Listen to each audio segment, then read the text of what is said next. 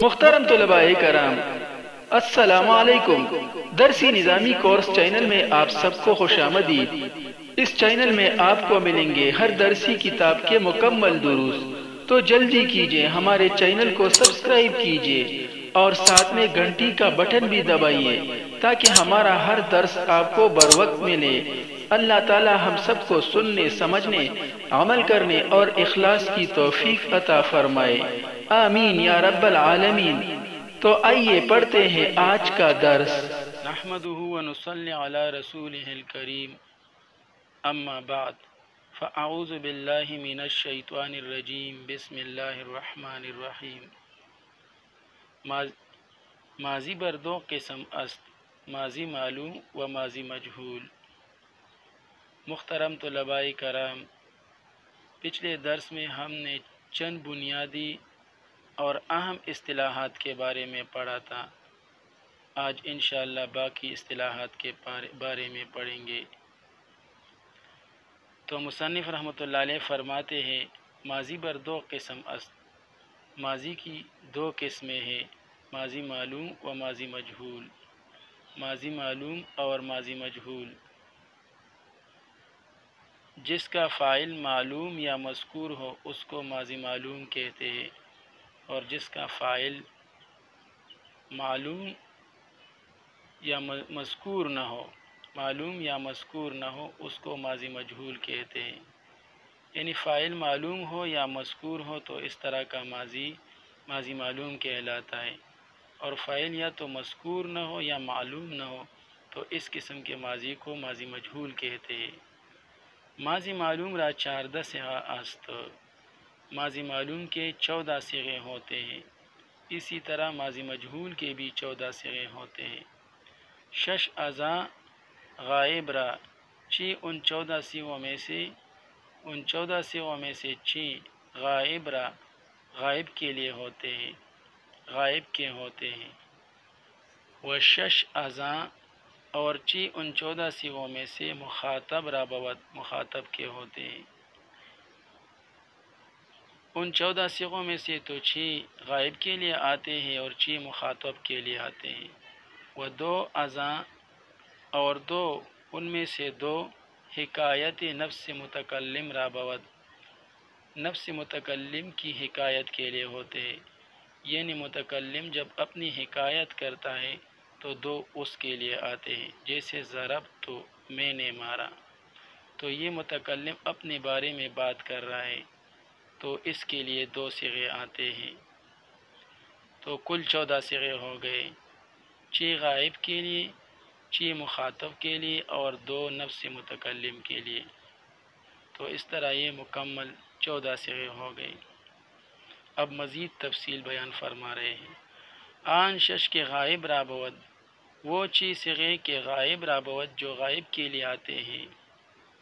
یعنی ابھی پہلے ہم نے تھوڑی دیر پہلے پڑھ لیا کہ 6 غائب کے لیے آتے ہیں، تو ان 6 صیغوں میں سے جو غائب کے لیے آتے ہیں ان میں سے سہ ازاں مذکر را بود، 3 مذکر کے لیے آتے ہیں، ان 6 صیغوں میں سے 3 مذکر کے لیے آتے ہیں۔ وہ سہ ازاں مؤنث را بود، اور ان 6 صیغوں میں سے 3 مؤنث کے لیے آتے ہیں۔ یعنی جو 6 صیغے غائب کے لیے آتے ہیں ان میں سے 3 تو مذکر کے لیے آتے ہیں اور 3 مؤنث کے لیے آتے ہیں۔ وہ آن شش کے مخاطب را بود، اور وہ 6 صیغے جو کہ مخاطب کے لیے آتے ہیں اس کی بھی یہی ترتیب ہے۔ سہ ازاں مذکر را بود، اس میں سے بھی 3 جو ہے یہ مذکر کے لیے آتے ہیں۔ و سہ ازاں مؤنث را بود، اور 3 مؤنث کے لیے آتے ہیں۔ یعنی مخاطب کے لیے جو 6 صیغے آتے ہیں ان میں سے 3 مذکر کے لیے اور 3 مذکر مؤنث کے لیے آتے ہیں۔ تو یہ کل 12 صیغے ہو گئے، باقی 2 صیغے رہ گئے تو وہ نفس متکلم کے لیے آتے ہیں۔ وہ آن 2 کے متکلم را بود، اور وہ 2 صیغے جو کہ متکلم کے لیے آتے ہیں، یک ازاں، ان میں سے ایک صیغہ، ان 2 میں سے ایک صیغہ، واحد متکلم را بود، وہ واحد متکلم کے لیے آتا ہے۔ ان 2 صیغوں میں سے ایک صیغہ واحد متکلم کے لیے آتا ہے، خواہ مذکر بود آن متکلم، خواہ وہ متکلم مذکر ہو، وہ واحد متکلم مذکر ہو، خواہ مؤنث ہو، پھر چاہے وہ واحد متکلم مذکر ہو یا مؤنث ہو، دونوں کے لیے ایک ہی صیغہ آتا ہے۔ جیسے ضربت، اگر کوئی مرد یا کوئی آدمی کوئی کسی کو مارے تو وہ اس طرح کہے گا کہ ضربت، میں نے مارا۔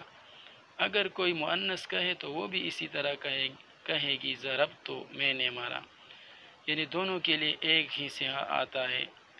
وہ دو متکلم اور دوسرا صیغہ، ان دو صیغوں میں سے دوسرا صیغہ متکلم مغل غیر رابوت، متکلم مغل غیر کے لیے آتا ہے، یعنی متکلم اپنے ساتھ کسی اور کو بھی ملائے، مثلا اس طرح کہیں ضربنا، ہم نے مارا، تو اب یہ دیکھیے متکلم نے اپنے ساتھ دوسروں کو بھی ملایا، تو دوسرا صیغہ جو ہے یہ متکلم مغل غیر کے لیے آتا ہے۔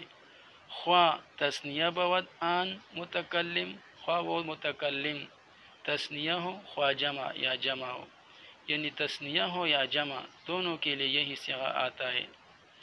خواہ مذکر بود، خواہ مؤنث، خواہ مذکر ہو یا مؤنث ہو، یعنی مذکر ہو یا مؤنث ہو، دونوں کے لیے یہی ایک صیغہ آتا ہے۔